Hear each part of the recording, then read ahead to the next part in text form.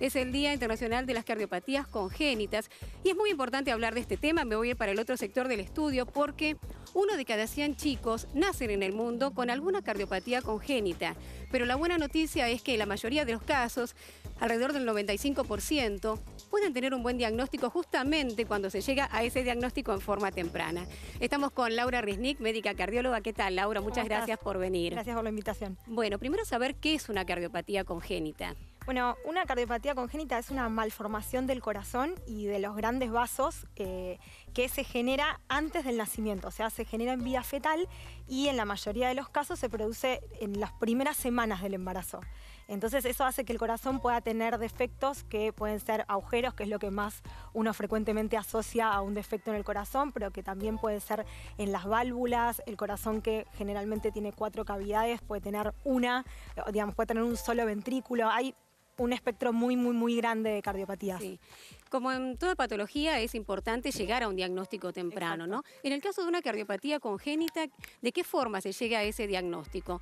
¿Cuando el bebé nació, en forma intrauterina en algunos casos? No, bueno, uno de los objetivos de que el 14 de febrero sea el Día de las Cardiopatías Congénitas es justamente concientizar de que existen, como vos dijiste, son muy frecuentes, 1 de cada 100 chicos, y esta frecuencia tiene que ver con que cada vez se está avanzando más en los métodos diagnósticos. Entonces, antes quizás la prevalencia, o sea, el número de casos cada 1000 recién nacidos vivos era mucho menos, pero no es que era menos, sino que lo veíamos menos. Se conocía menos. Entonces ahora, con la mayor tecnología que hay en los métodos diagnósticos, sabemos más y por eso estamos en este número de 1 en 100. Y como te decía, uno de los objetivos de este día es concientizar de que existen, porque lo más importante para el pronóstico de las cardiopatías es la detección precoz para tener un tratamiento que sea adecuado, pero sobre todo que sea oportuno, porque cuando el chico nace, en ciertas cardiopatías, no en todas, pero en algunas, tenemos que hacer un tratamiento rápido. Entonces, los métodos para diagnosticarlo fundamentalmente es la ecografía, que es un método que está disponible en todo el país, digamos, o sea, porque no es un estudio complejo como una tomografía o una resonancia. Y el primer indicio de una cardiopatía se tiene en vía fetal. Más o menos a la semana 20 del embarazo, a todas las mamás, o a la mayoría de las mamás, les piden un estudio que se llama el scan fetal, que va viendo todos los órganos del cuerpo, y ahí, si el ecografista, digamos,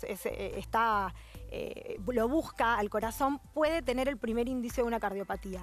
También si el chico está creciendo poco, digamos, y también en ciertos grupos de riesgo uno lo tiene que buscar así como más específicamente en vía fetal. Por ejemplo, madres que tienen cardiopatía o chicos que tienen hermanos con cardiopatía, ciertas enfermedades como la diabetes, como algunas mujeres que toman ciertos medicamentos que también aumentan el riesgo, pero con el tiempo cada vez se busca más, porque como vos decís, 1 en cada 100, hay muchas mujeres que por ahí no tienen ningún factor de riesgo de estos que hablamos y lo van a tener. Entonces, con el scan fetal uno tiene como el primer indicio, y si el ecocardiólogo, digamos, si el obstetra o el que hace la ecografía obstétrica detecta algo, lo manda a un cardiólogo infantil que está especializado en el corazón fetal y lo diagnostica. Esa es una de las maneras. Y después, cuando el chico nace, hay algunas cardiopatías que no se pueden detectar en vía fetal por el tipo de circulación que tiene el bebé cuando está en la panza, y que cuando nace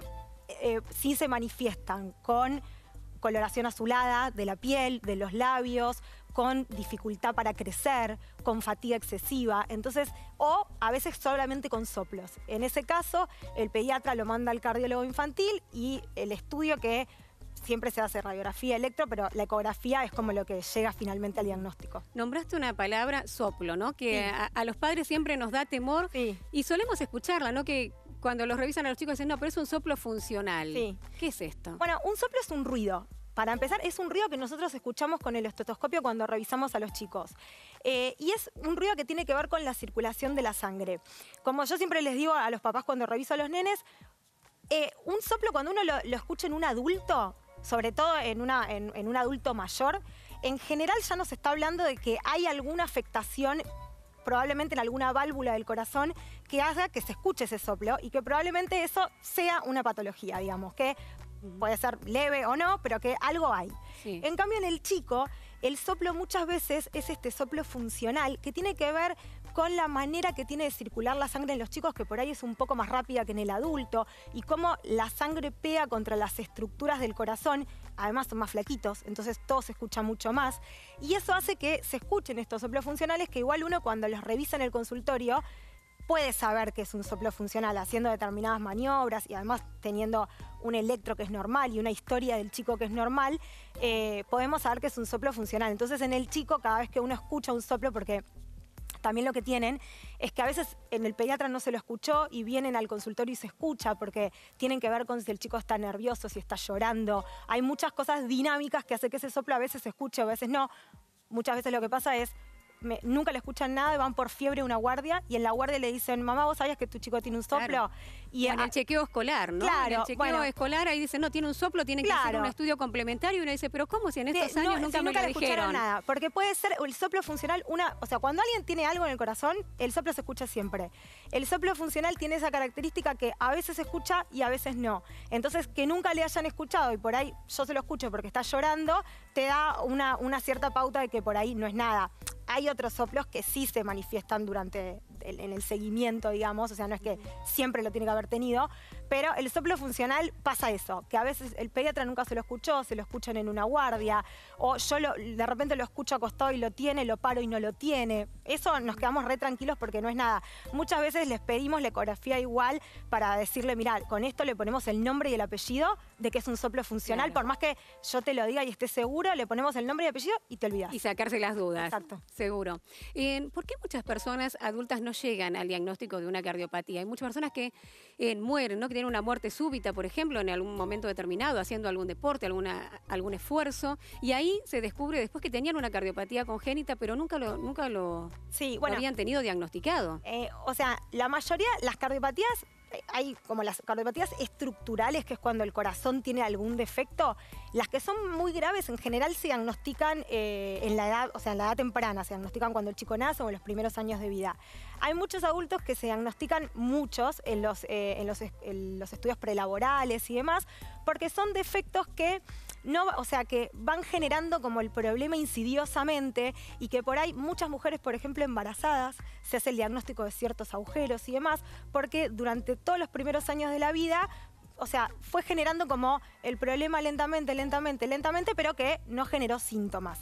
Y en el caso puntual que vos decís, hay muchos problemas genéticos, sin ser un defecto en la forma del corazón, que generan arritmias, pero uno cuando ve al corazón, el corazón estructuralmente es normal.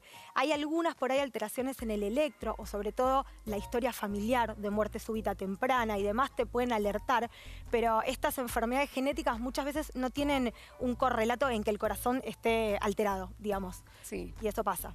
Bueno, la importancia siempre, como decimos, de hacerse los controles, siempre. Tanto en el embarazo, decíamos, con un chiquito y también a lo largo de la vida seguir controlando el corazón. No, sí, y todas estas cosas, por ejemplo, los actos físicos escolares y demás, que a veces a la madre por ahí cuando el chico entra a primer grado la vuelve loca porque tiene que ir al oftalmólogo, al fonoaudiólogo, al cardiólogo. Pero es una oportunidad. Igual que yo le digo a los adultos para el riesgo quirúrgico, es una oportunidad que tienen de ir al especialista y de que por ahí algo que pasó desapercibido mucho tiempo se diagnostica en ese momento y uno puede hacer el diagnóstico, el seguimiento y el tratamiento si lo necesita en ese momento. Porque muchos adultos, yo me dedico mucho a las cardiopatías congénitas del adulto y muchas veces lo que pasa es que llegamos tarde.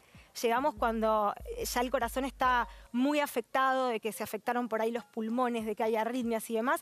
Y eso, en ese momento siempre podemos hacer algo, pero es menos lo que podemos revertir. Claro. Entonces, todos estos controles del chequeo escolar o de los riesgos quirúrgicos, el examen prelaboral, a nosotros nos nutren un montón. Por eso es importante que si bien la incidencia es alta, hablábamos de 1 cada 100 chiquitos, también es muy alto el porcentaje de poder revertir esa situación. Claro, con bueno, el diagnóstico temprano.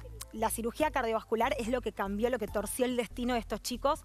La cirugía cardiovascular empezó no hace tanto tiempo, hace 70 años más o menos que empezó esto, o sea, en el 38, en el 44 empezaron las primeras intervenciones, pero la primera corrección de un defecto cardíaco fue en el 53. Entonces no hace tanto tiempo. Y esto torció el destino. Antes teníamos muchos chicos y pocos adultos. Ahora tenemos más adultos con cardiopatías congénitas que chicos, porque gracias a Dios fueron sobreviviendo y los podemos tener ahora con un diagnóstico temprano. Muchísimas gracias, no, por favor, doctora, por haber estado acá.